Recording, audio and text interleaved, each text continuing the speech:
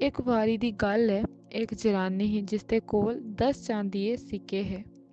एक दिन ऐसा होंदा कि उसदा इक सिक्का गुम्मी जंदा ते उसी सिक्के गी तुप्पने लगदी। ओह् अपने कपड़े पुट्ठे सिद्धे करदी, घरै घरै सफाई करदी और हर जगह सिर्फ अपने इक चांदी दे सिक्के गी तुप्पने दी कोशिश करदी।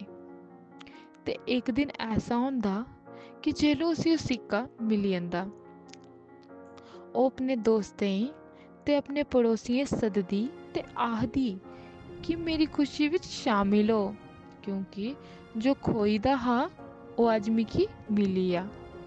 इस जनानी दी तरह अज्ज असेंगी बी कोई बड़ी गै बेसब्री कन्नै तुप्पे दा। कोई इक इंसान बी उसी मिली जाह्ग ते ओह् बड़ा गै खुश होंदा। ओह् होर कोई निं ऐ, यीशु मसीह ऐ। यीशु मसीह कोला अस बड़े गै खास न।